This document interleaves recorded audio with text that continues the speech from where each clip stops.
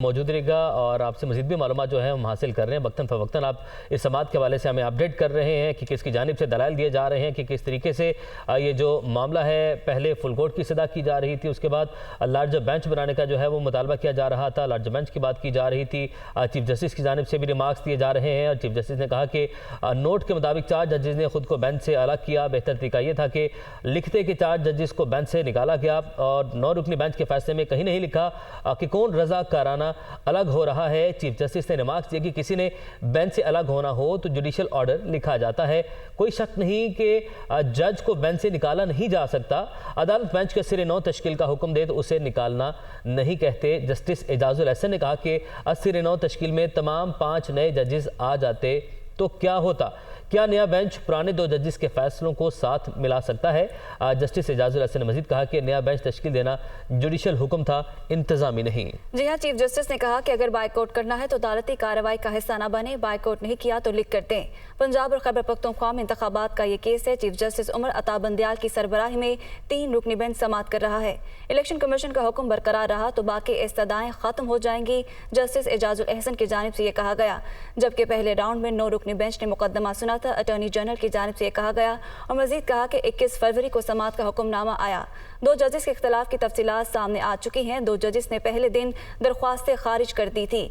एक जज ने दरख्वास्त खारिज की थी। चीफ जस्टिस की जानिब से कहा गया और कहा कि जस्टिस अतर मिनल्लाह ने शायद नोट में दरख्वास्त खारिज करने का नहीं लिखा, जबकि मजीद कहा कि जस्टिस याहिया अफरीदी ने जस्टिस अतर मिनल्लाह से इत्तफाक किया था। ठीक है, और समाअत के हवाले से आपको मजीद भी हम बताएं कि सेक्रेटरी दिफा जिनके हवाले से भी हम आपको अपडेट कर रहे थे, उन्हें भी तलब किया गया था, वो भी पहुंचे और उन्होंने कहा कि पंजाब में सिक्योरिटी हालात संगीन है, खुली अदालत में तफसीलात नहीं बता सकता, नहीं चाहते मालूमात दुश्मन तक पहुंचे।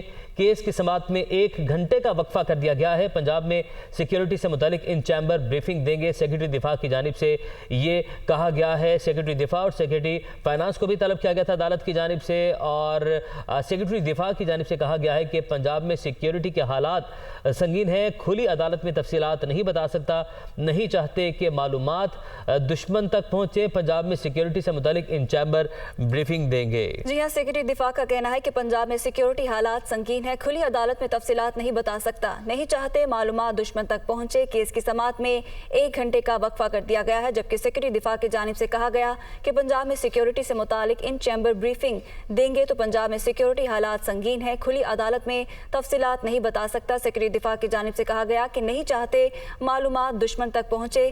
केस की समाअत में 1 घंटे का वक्फा कर दिया गया है, जबकि पंजाब में सिक्योरिटी से मुतालिक इन चैम्बर ब्रीफिंग देंगे। आपको बताएं कि समाअत इस वक्त जारी है और समाअत में 1 घंटे का वक्फा किया गया है और अटॉर्नी जनरल की जानिब से भी दलाल दिए गए, रोस्टम पर मौजूद थे और सेक्रेटरी दिफा, सेक्रेटरी फाइनेंस को भी तलब किया गया था। सेक्रेटरी दिफा की जानिब से ये कहा गया है कि पंजाब में सिक्योरिटी के हालात संगीन हैं, खुली अदालत में तफसीलात नहीं बता सकते। ब्यूरो चीफ इस्लामाबाद अदील बड़ाइच हमारे साथ मौजूद हैं। अदील, सेक्रेटरी दिफा जो है उनकी जानिब से कहा गया कि हालात तो संगीन है, मालूमात नहीं चाहते दुश्मन तक पहुंचे, खुली अदालत में नहीं बताई जाएंगी।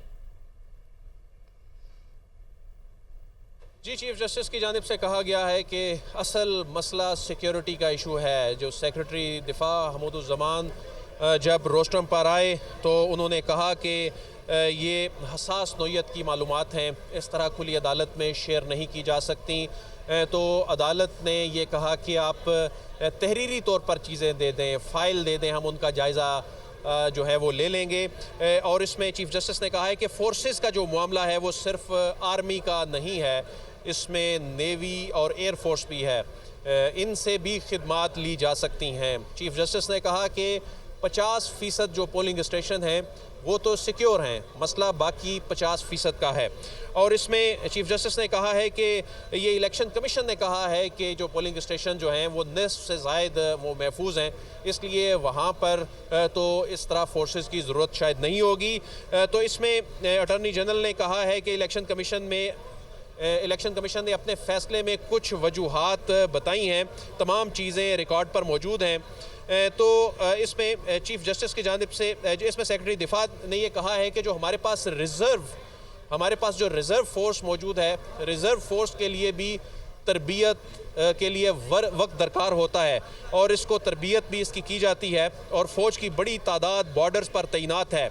तो इलेक्शन ड्यूटी के लिए कॉम्बैट एहलकारों की ज़रूरत नहीं होती। ये चीफ जस्टिस ने कहा है कि जो लोग इस वक्त, जो एहलकार इस वक्त फ्रंट लाइन पर हैं, जो इस वक्त लड़ रहे हैं, तो उनकी ज़रूरत नहीं है पोलिंग स्टेशन पर इन लोगों को खड़ा करने के लिए। लेकिन सेक्रेटरी दिफा कह रहे हैं कि उनको भी तरबियत ज़रूर देनी होती है जिसके लिए वक्त दरकार है। तो इसमें अदालत ने कहा है कि इलेक्शन का शेड्यूल कौन सा कोई 5 दिन बाद आ गया है, इसमें भी वक्त है। चीफ जस्टिस ने कहा है कि जिन इलाकों में सिक्योरिटी सूरत हाल हसास है उनकी निशानदही करें।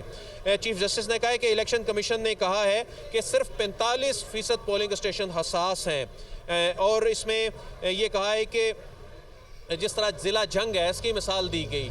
ज़िला जंग पहले हसास होता था, अब नहीं है। जनूबी पंजाब और कच्चे का इलाका भी अब हसास तस्वर होता है। लेकिन अदालत इससे पहले ये कह चुकी है कि जो ऐसे इलाके हैं जहाँ पर कोई ऑपरेशन चल रहा है, तो मिसाल दी गई खैबर पख्तूनख्वा के एक इलाके की, तो गुज़िश्ता समात पे कहा गया कि उस इलाके में इंतखाबात बेशक मुलतवी कर दिए जाते, बाकी इलाकों में तो इंतखाबात कराए जाते। अदालत को जो सिक्योरिटी के हवाले से जो बताया गया था, जो कंसर्न रखे गए थे, तो अदालत ने उसमें एक चीज़ की क्लैरिटी दी है कि इलेक्शन कमीशन ये कह चुका है कि 45% चूँकि पोलिंग स्टेशन हैं वो हसास हैं, तमाम पोलिंग स्टेशन हसास नहीं हैं। तो ऐसे में सिर्फ ज़रूरत भी वहीं पर है, उन्हीं पोलिंग स्टेशन पर जो आर्म्ड फोर्सेस हैं उनकी। और दूसरा एक हल अदालत ने ये तजवीज़ किया है कि अगर आर्मी वहाँ पर लड़ रही है तो इसमें जो नेवी और जो एयरफोर्स है उनके एहलकारों की खिदमत भी ली जा सकती हैं।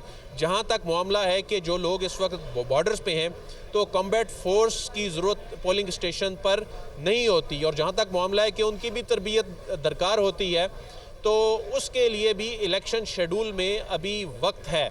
तो ऐसे में अदालत ने एक हल शायद जहन में इलेक्शन कमीशन ऑफ पाकिस्तान के वकील सजील सवाती की जानिब से जो ब्रीफिंग दी गई थी। अच्छा दी, सेक्रेटरी दिफा के जवाब में चीफ जस्टिस ने कहा कि इलेक्शन कल नहीं होने, पूरा शेड्यूल आना है, तो इस पर सेक्रेटरी दिफा की जानिब से क्या जवाब दिया गया? जी, सेक्रेटरी दिफा की जानिब से ये कहा गया कि हमें कुछ ऐसी जगह हैं जो कि ऐसे अजला हैं जिनके हवाले से और जो ऑपरेशन इस वक्त चल रहे हैं कुछ हसास मालूमात हैं, वो आपके साथ इस तरह खुली अदालत में शेयर नहीं की जा सकती। तो इसमें अदालत की जानिब से ये कहा गया है कि वो फ़ाइल दे दी जाए, तहरीरी तौर पर बता दिया जाए, अदालत उनका जायज़ा ले लेगी। तो तमाम जो हुकूमत की जानिब से मसाइल सामने रखे गए थे, इलेक्शन कमीशन की जानिब से जो तमाम मसाइल सामने रखे गए थे, अदालत ने बज़ाहिर उनका हल इन आर्गूमेंट्स के ज़रिए, जो आर्गूमेंट्स अभी तक सामने आए हैं, जो रिमार्क्स सामने आए हैं, जो मुकालमा सामने आया है, तो अदालत के जहन में तो इन चीज़ों का हल मौजूद है कि जितना बड़ा क्राइसिस ये बताया जा रहा था कि मुल्क भर की लॉ एंड ऑर्डर की सिचुएशन और सिक्योरिटी एहलकारों की अनअवेलेबिलिटी, फ़ंड्स का ना होना, तो अदालत ने फ़ंड्स के हवाले से भी कि कहाँ पे कट्स लगाए जाने हैं, इस तरह के रिमार्क्स माजी की गुज़िश्ता समात में दिए। और फोर्सेस की डिप्लॉयमेंट के हवाले से जो चैलेंजेस हैं उसमें भी बहुत से हल रिमार्क्स की सूरत में तजवीज़ किए हैं।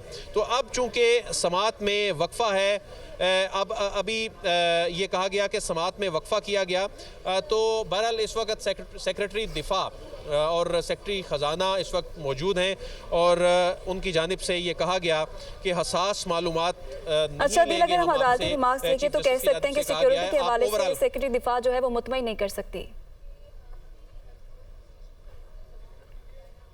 जी, मैं आपका सवाल ठीक तरह सुन नहीं पाया। ये कहना था कि अगर हम अदालती रिमार्क्स देखें तो कह सकते हैं कि सिक्योरिटी के हवाले से सेक्रेटरी दिफा जो है वो मुतमईन नहीं कर पा रहे अदालत को।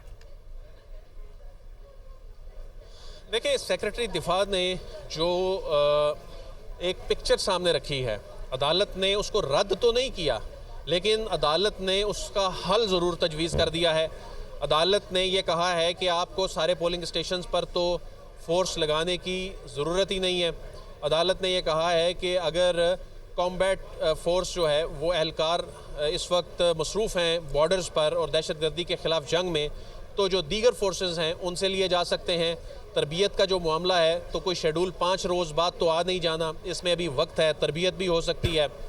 तो इसमें कहा गया है कि जो तमाम पोलिंग स्टेशन हैं वो चूँकि हसास नहीं है और बहुत से अजला ऐसे हैं जहाँ पर सूरत हाल नॉर्मल है, तो ऐसे में मुल्क की मौजूदा जो सूरत हाल है सिक्योरिटी के हवाले से जो क्रिटिकल सिचुएशन है, अदालत को उसका इदराक है, अदालत ने उससे इनकार नहीं किया। सिंध के बलदियाती इंतखाबात के वक्त भी जब फैसला आना था, अदिल सिंध के जो बलदियाती इंतखाबात के वक्त भी जब फैसला आना था, इसी तरीके के सवालात उठ रहे थे और सिक्योरिटी के हवाले से बड़े खदशात का इजहार किया जा रहा था, लेकिन तब भी अदालती हुक्म यही आया था कि इंतखाबात तो होने हैं और सिक्योरिटी की जो जिम्मेदारी है, जिनकी जिम्मेदारी है, ये जिम्मेदारी वो निभाएंगे। तो एक वो फैसला भी है, उसकी मिसाल भी है हमारे पास।